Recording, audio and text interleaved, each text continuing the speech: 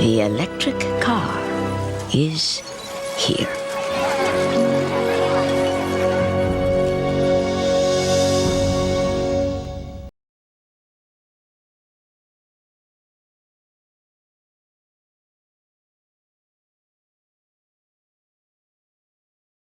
This is ABC7 Los Angeles. Now, Mark Brown, Michelle Tuzzi, Dallas Raines, and Todd Donahoe with Eyewitness News. And this car may not look very special, but we'll tell you why it's about to possibly make history.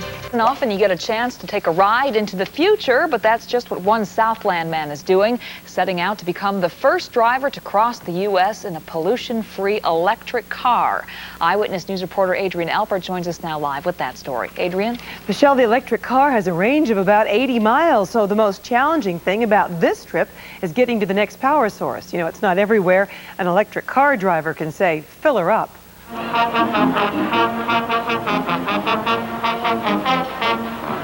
Kris Trexler got a musical send-off as he set out to become the first driver to go cross-country in an electric car. The first charge was free from the Department of Water and Power, where a crowd gathered to cheer on the adventure. Trexler is a Hollywood film editor who got his EV1 a year and a half ago. He dreamed up the trip to show the world the long-range versatility of an electric car. For that reason, he's making sure he's not unexpectedly unplugged. Well, I hope to make it to my final destination, which is 3,000 miles east of here, and I'm not going to tell anybody where it is yet. I hope to get there without ever running out of juice. I'm going to plan all my stops and make sure that I never run out of juice. The DWP's general manager jokingly handed Kris a long extension cord to help him get out of L.A. He'll make the 3,000-mile trip in about 2 weeks, but he's not revealing his destination just yet. A caravan of electric cars and a police escort made a parade through downtown. Hey, Kris, how you doing? Great, I love it. But the electric vehicle technology is changing so rapidly, you can't even buy a car yet. They're only available for lease, and still, only a handful are on the road, maybe 500 around L.A. 1998 was supposed to be the year car makers sold electric cars. Now the year is pushed to 2003, when state lawmakers want 10% of the cars sold to be smogless. If you'd like to follow Kris with your computer, just visit abc7.com and we'll tell you how. That's abc7.com. He's hoping that, like so many trends starting in California, demand for the electric vehicle catches on nationwide. Adrian Alpert, ABC7 Eyewitness News. Southern California's #1 news, the Channel 4 News at 11 a.m. Hollywood movie industry film editor has just launched himself on an electrifying journey, literally. A parade of electric cars in downtown Los Angeles this morning, helping launch his one-of-a-kind trip that's going all the way across America. Fellow electric car owners celebrating Kris Trexler's plans to drive his vehicle from L.A. back to the East Coast. They're all in EV1s. Trexler's trip not only has the support of the other owners, but also the L.A. Department of Water and Power, which hosted today's wet send-off.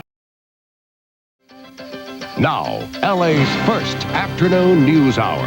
KCAL 9 News at 2. First today for a Southland man. He is the first to attempt a cross-country trip in an electric vehicle. Film editor Kris Trexler was given a big send-off today at the Department of Water and Power. LA City Council member Ruth Galanter presented him with a hat and a few other essentials for his long trip. Really well outfitted. I've got 14,000 miles on my car. I've never had any problems with it. It's extremely reliable. It's fun to drive. It's a peppy little sports car. And I also like long-distance driving trips, so I decided to put the two of them together and show America what they're missing and what their future is going to be like, because this is the car of the 21st century. There you go. Trexler expects this trip to take about 2 weeks. He will stop along the way to charge the car with his portable generator. Nice looking car, too. Yeah.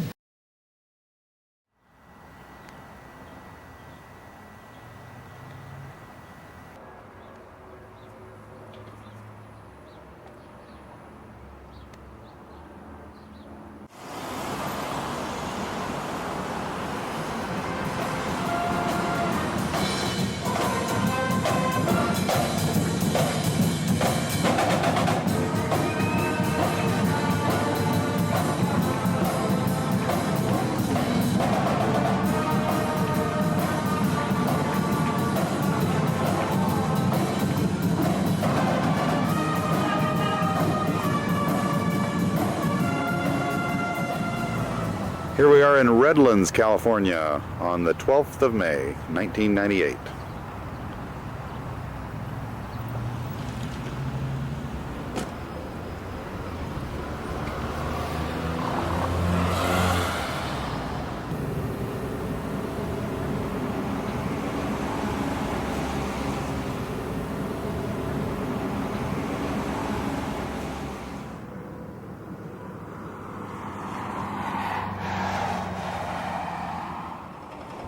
Now we're at Desert Center Towing in Desert Center, California, between Palm Springs and Blythe.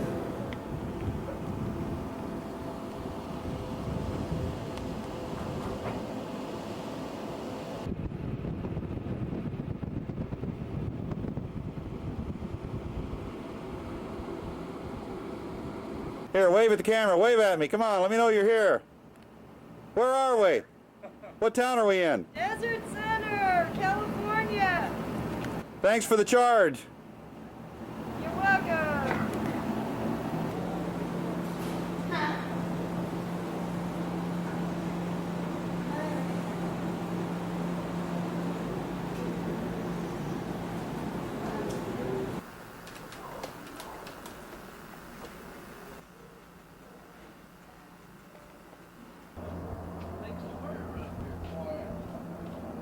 That's snazzy, though.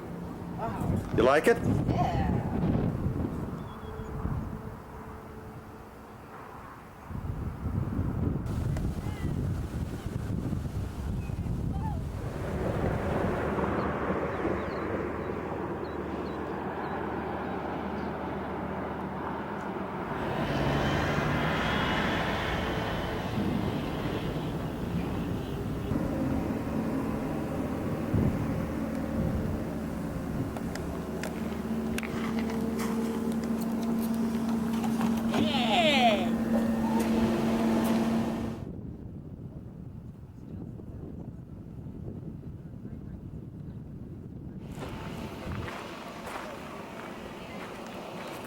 How are we doing?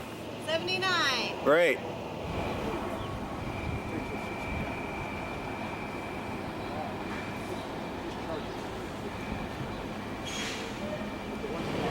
Yeah, that's what it's coming. That's a coming thing. That's for sure. What's your drag coefficient on this? 0.19. 19.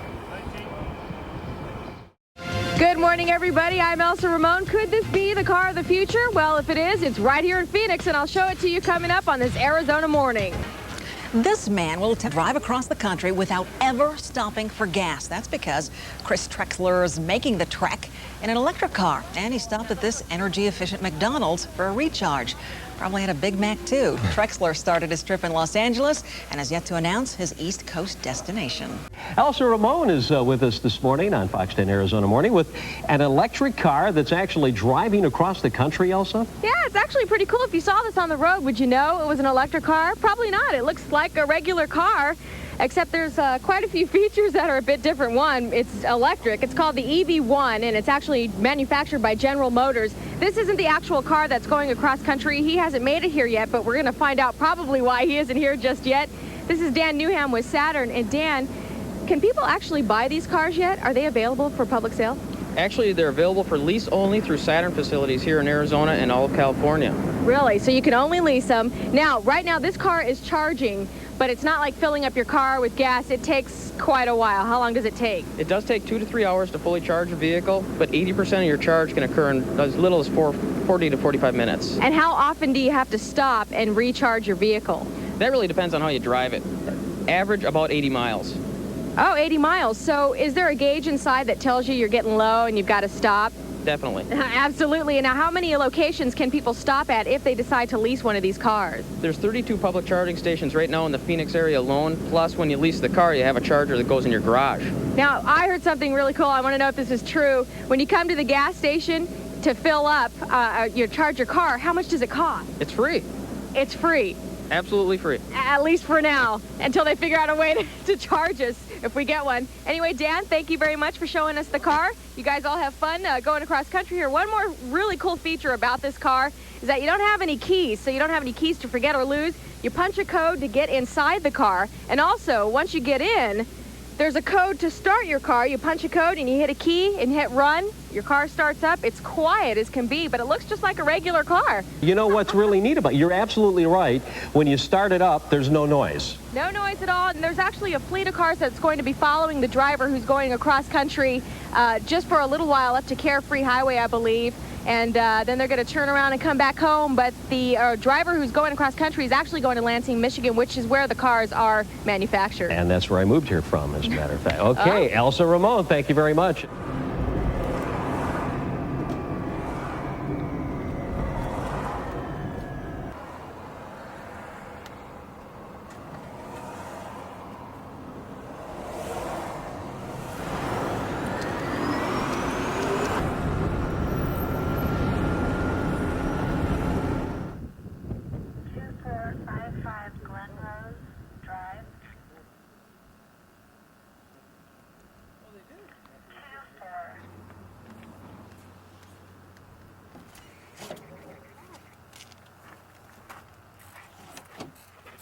Thank you.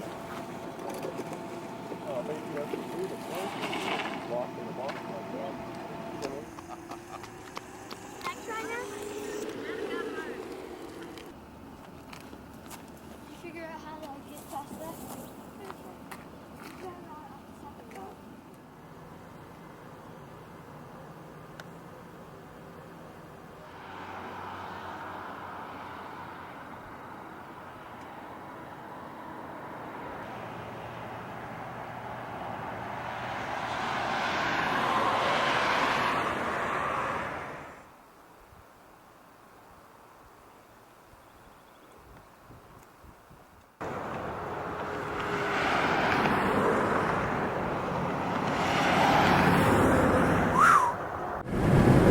On US 180, about 32 miles north of Flagstaff, on the way to Vail and then to the Grand Canyon.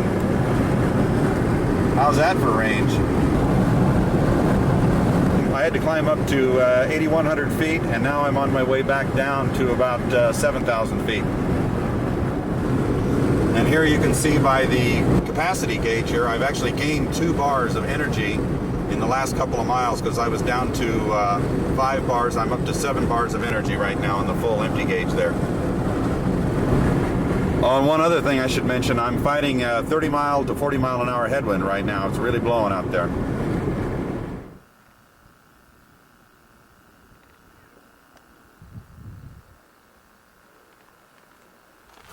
So here's my setup.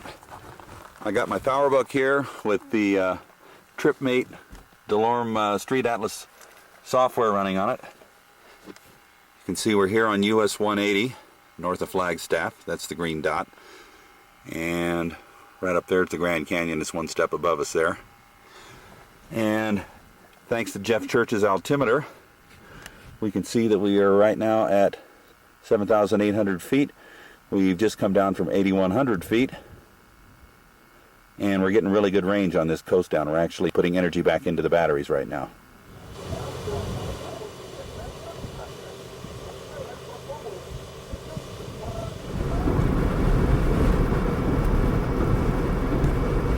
$15,000 miles on this baby.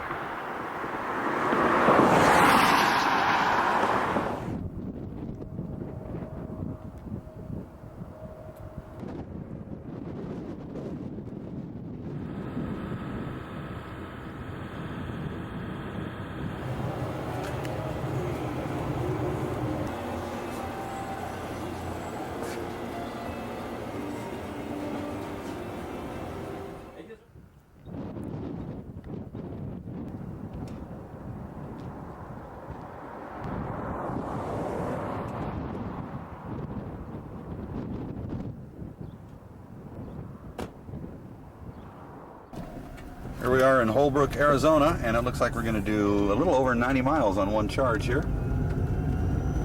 There it is.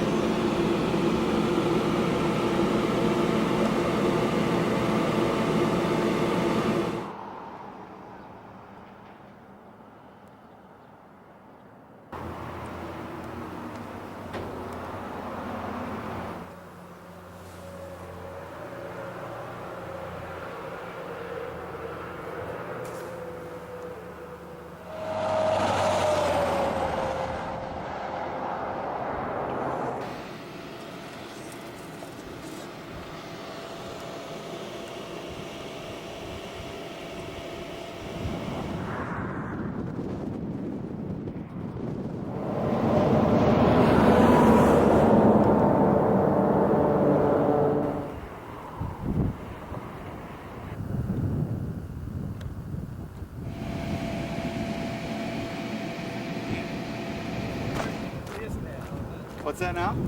Electric car is this. This is mine? Did you build it? No, it's a General Motors product. Sure.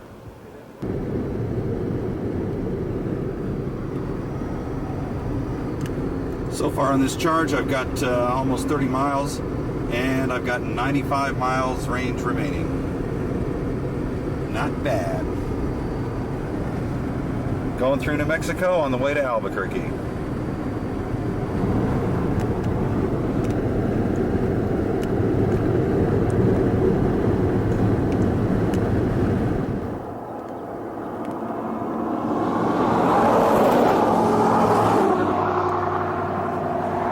There's Albuquerque.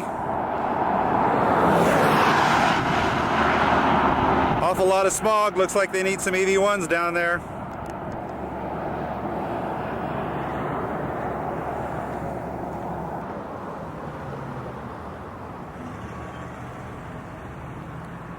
I love Waffle House.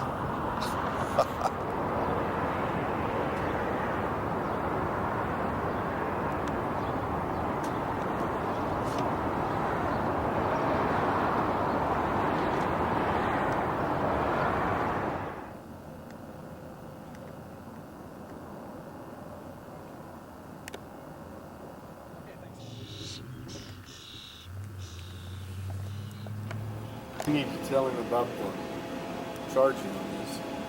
That could charge you.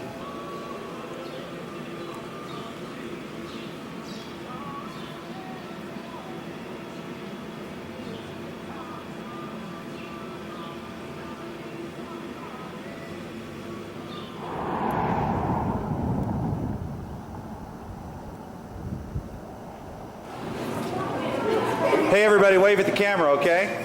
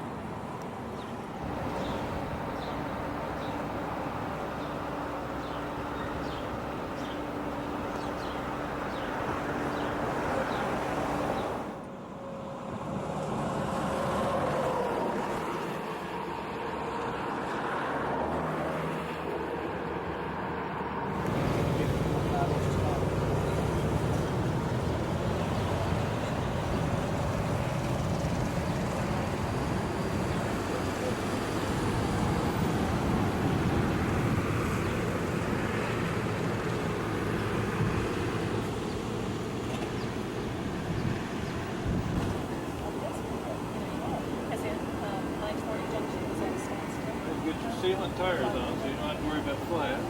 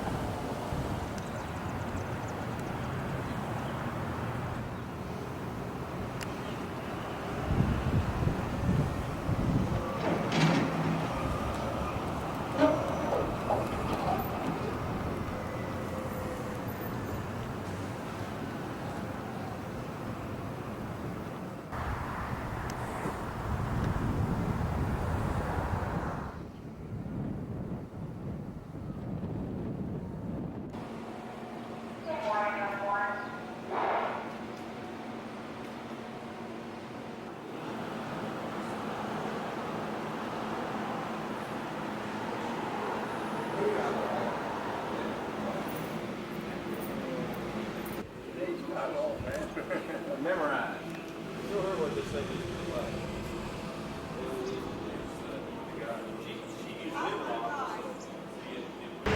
Here we are in Kansas City, Missouri.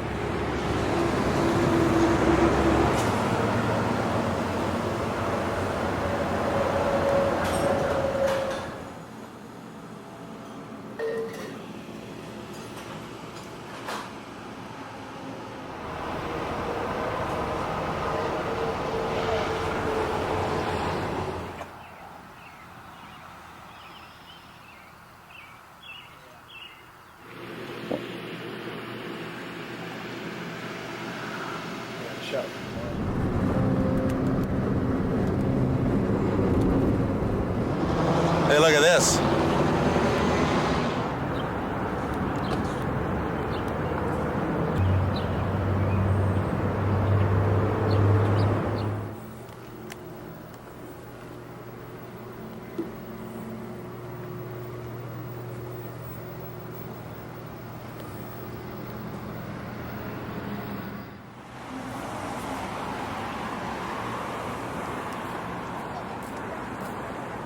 KMOV TV, 4 St. Louis. Thanks for choosing News 4 St. Louis at 10. St. Louis, the latest stop on one man's unusual cross-country tour. This guy's cruising the USA to promote what he calls the car of the future. Kris Trexler, that's his name, is driving an electric car made by GM. Now, he left L.A. 3 weeks ago. Yeah, and he's been stuck on the Blanchette Bridge since then. Earlier tonight, he arrived in the Gateway City. Trexler wants to show that long-distance trips in an electrical vehicle can be practical. He says electricity cost him only $17 for the 800-mile trip. He recharges his car, and then it's back on the road where he can only hope that his car doesn't get stuck on our local bridge traffic jams and run out of juice. Yeah, no, he'll be there for a while, then he'll be okay.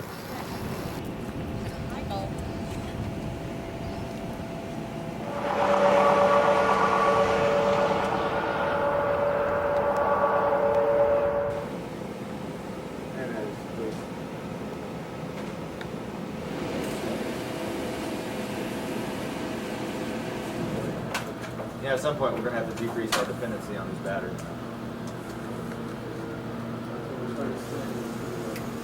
If we can find a new Pacers arena, we can surely do that. Huh? If we can find a new Pacers arena, we can surely do that.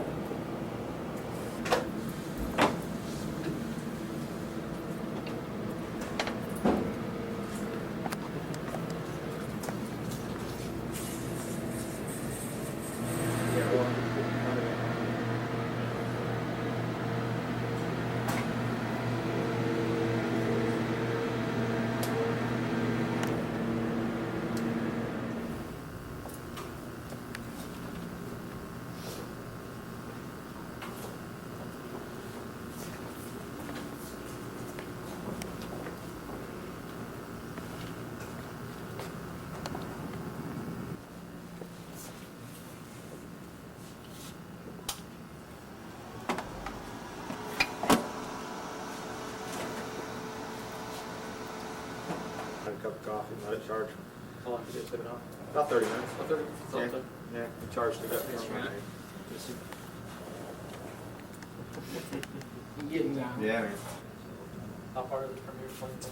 It is right at 24 miles. Is it 24? I said about 27 miles. Yeah, you were a little off. You may be 2 minutes late. I was kind of upset. But we'll talk about that later. That wasn't me. May remember that that's... And this is an air-cooled charge port as opposed to the liquid-cooled type that's used in the EV1.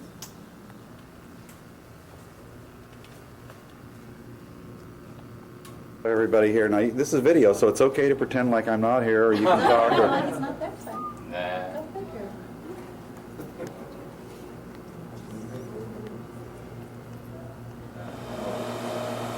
We can monitor motor current, motor temperature, voltage, efficiency, power, price, right. weight.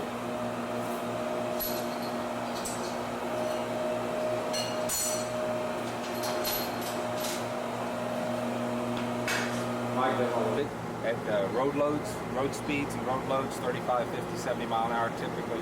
And we sweep from low speed to high speed at a constant torque. We monitor the sounds and the vibrations across those ranges to make sure it stays within speed. Why is that in? Plugs back in over there and I can save you some time. Come back and pick up this car. You be up for that, Kris? Yep, perfect. We do have testing. We do have to have wash testings and splash testings, and we do those mostly at the vehicle level. I think that's true. The battery cycler and the yes, I've worked with Alex before. We've designed the computer control interface for this. Pretty much what we're doing, Kris, is when we're charging the battery pack, we're taking power from the power grid, taking it through the ABC 150, and forcing it into the battery to charge it, to discharge it. Then we're actually just in reverse, taking the energy from the battery and forcing it up onto the think, well, gee, you'll never run at minus 30 degrees C or at plus 65 degrees C, which is 150 degrees, but yet we run between 150 and down to minus 30 of your battery pack on the road simulates.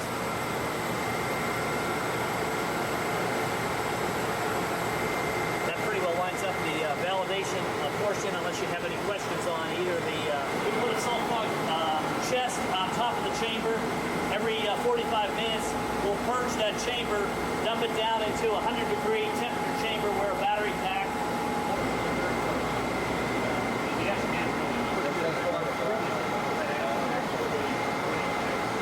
A year ago, Kris, you wouldn't have seen anything but lead acid on this side, but you can see every single battery pack that's being worked on either for sample or testing right now is nickel metal.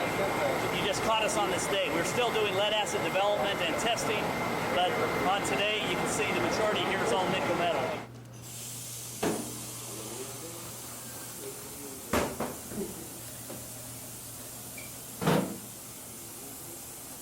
I was going to show, here's how your if I can show you over there where this goes. That's the parking pole.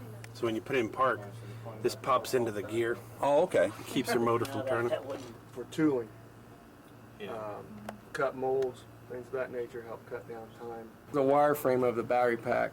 Yeah, we're going to do a solid version of it. And here again, we have designers and engineers that work on each component. Then we have, and we pull them all into one assembly, do all the packaging here in the design department before we go out and actually make parts. That's what you saw on the floor, hopefully. Wow, that's great. The tray and the H-frames and everything's...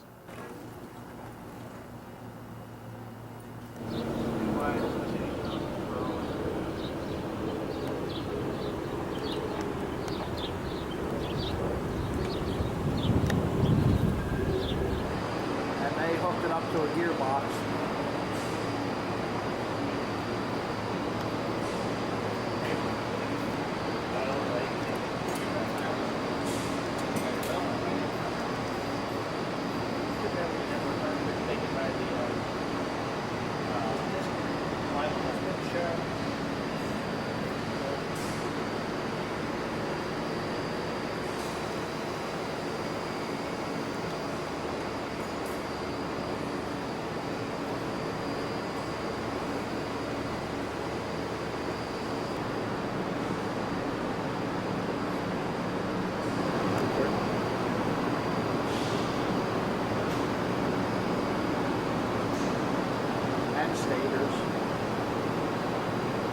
unit, when we put them together, has copper bus bars and an aluminum heatsink. It's what we call a micro-channel heatsink, which takes the, it's a finned aluminum heatsink, which takes the heat out of the power devices and puts it into the water and routes it out into the cooling system. Everybody who's kind of going through the process.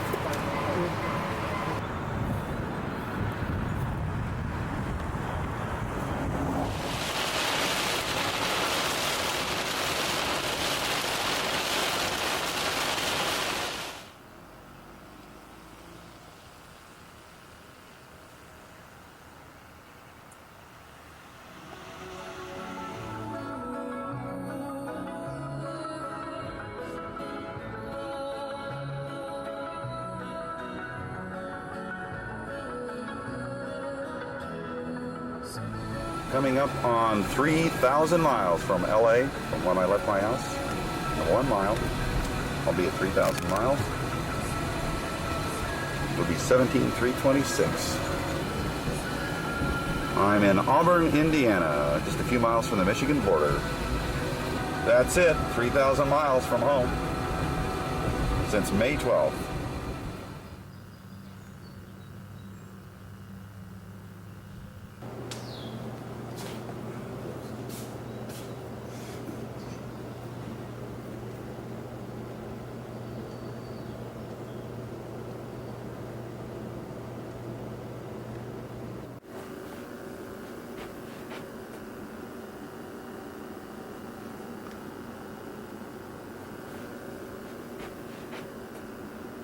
What an incredible shot. So this was taken in Phoenix, right? Yeah. Whoops, I'm sorry. That's okay. What a great shot.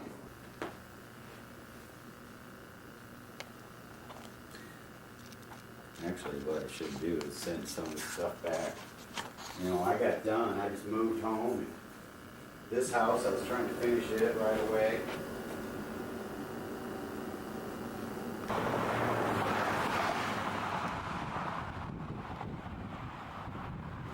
I'm in the town of Marshall, Michigan, about 45 minutes south of Lansing. And I have just pulled my big charger out of the trunk for the last time to charge here at the Marshall Fire Department. Once again, the fire department has come to my rescue, and my charger is plugged into their 30 amp dryer plug.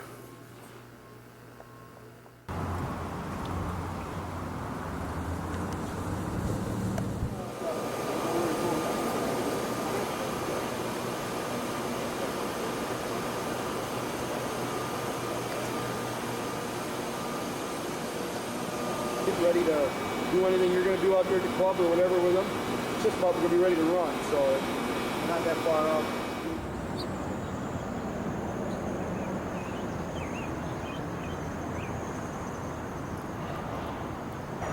Live from CNBC, this is The Edge with Sue Herrera. It was shocking news last year when General Motors became the first modern automaker to sell an all-electric vehicle. The EV1 cost GM $350 million to develop, and so far, they've only sold or leased about 300 of the teardrop-shaped cars. But with glowing reviews of the car's performance, some critics say that GM may be the car's own worst enemy. Dom Daler is in Los Angeles live with the very latest and a look at a couple of charged-up owners. Hi, Don. Hi, Sue. The EV1 is GM's answer to certain state government mandates that require 10% of new cars sold by the year 2003 be non-emitting. New battery technology will extend their range later this year, but right now, EV1s can go about 80 miles before recharge. No problem, says Los Angeles native Kris Trexler. He just completed a trip of 3,000 miles across country today in an EV1, and his enthusiasm for the car is matched by every other owner we talk to. Kris Trexler is not a professional driver. He's a Los Angeles-based film editor who decided to prove that the object of his affection, namely his EV1, is capable of anything a real car can do. I'm having a lot of fun with it. In fact, most of the people that I know that have this car love it. In fact, I don't know anybody who doesn't love it. So he hopscotched across the country from charge point to charge point in 60-mile jumps, ending up near Detroit, Michigan, where General Motors is based. This was not a promotional stunt. GM really had nothing to do with it. And even though GM was the first major American company to offer an electric car, there's some grumbling among aficionados that GM's heart really isn't in it. We have gone after a very targeted audience with our advertising. That audience is essentially the early adopters of new technology. I would like to see GM advertise the car a little bit more because I want people to share the joy that I'm getting from this car. Hang on to your hat. As a cinematographer on Star Trek Voyager, Marvin Rush is used to going where no one has gone before. What exactly does all this do?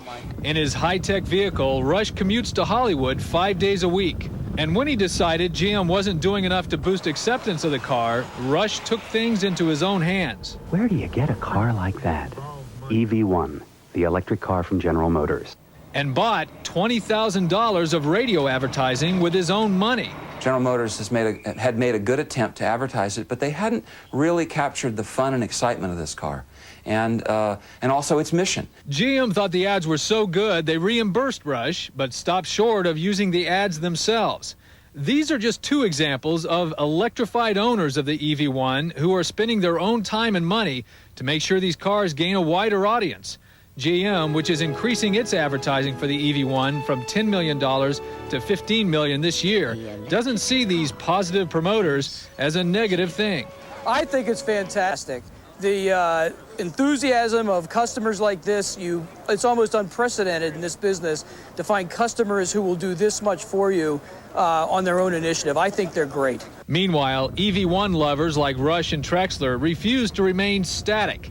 They see the EV1 not just as the vehicle of the future, it's the vehicle of the now. This is a great car. It's just a fabulous car. How can you possibly pass up the chance to clean the environment and have fun while you're doing it? You have to wonder if GM realizes what they have on their hands with this kind of devotion. The nuts and bolts of the EV1 carries 26 batteries that take about 3 hours for a full charge and can go about 80 miles on a fill-up. The new nickel metal hydride batteries expected out later this year will double that range.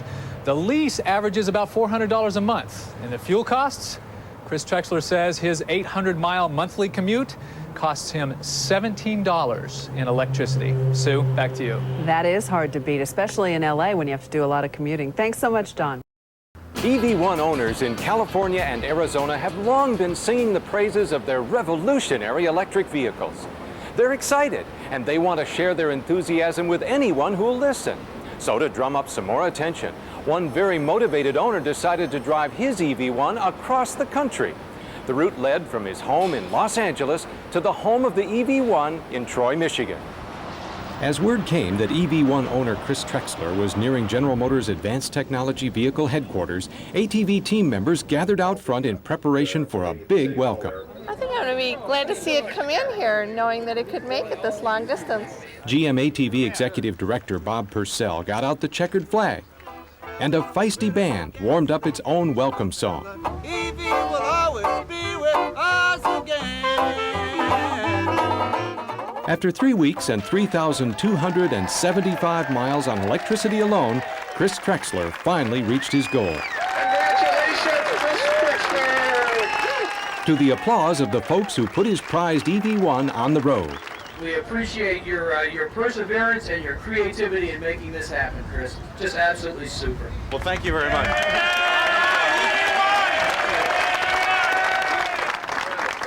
You guys built this car. I'm just the driver. Thank you so much for creating an incredible machine. The journey was Trexler's personal mission. He wasn't supposed to take his car outside of California. The EV1 lease contract doesn't allow it because road service isn't available beyond the marketing area. That's what made his trip challenging yet irresistible. Eventually, electric transportation is going to be all across the country, and I thought, hey, what a great way to show people what they're going to be driving than to practically demonstrate it to them and to show kids at schools and things like that, to give them an idea of what they're going to be driving in the future, and people really responded to it. They loved seeing the car, and when I could tell that this car was made in Lansing, Michigan, and is available at Saturn dealers, believe me, people were very impressed. During the drive, Kris kept fans informed about his trip, posting a daily diary of personal experiences and technical information on his own website. At the same time, ATV team members charted his progress on a map at their headquarters. And when Kris was getting close, the team met him with company EV1s and brought him home. Because while they couldn't officially support Kris's trip, teams from Saturn and ATV were still enthused about his historic effort. There was no question in my mind that he was going to be successful. His only objective is, again, he didn't want to showcase himself, it was showcasing the automobile. And I think he did a tremendous job. I'm just very proud of Kris. I mean, it's kind of like when my daughter graduated high school. It's kind of how I feel today. If anyone had any questions about whether you can really rely on your EV1, hopefully we answered that question for you.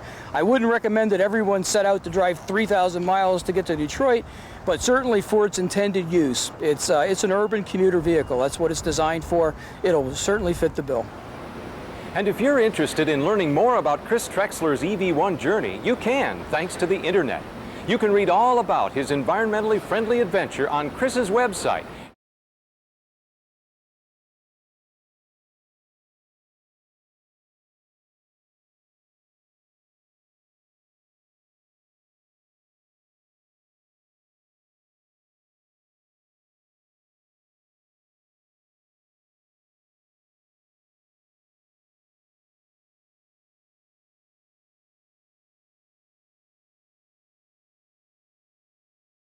Here in California, there's controversy over General Motors' decision to pull the plug on a very popular electric car. The EV1 was created back in 1996 to try and meet California's tough emissions standards. But GM never sold the cars, they only leased them. And now they're demanding that they all be returned. GM says it's turned its attention to developing other low-emission vehicles, but fans of the cars say don't give them up. And we are not going to just stand here. We're going to keep demanding that they build these cars again. Anybody else feel that way? Yes. The last of the car's leases expire later this year when GM's car of the future becomes a relic of the past.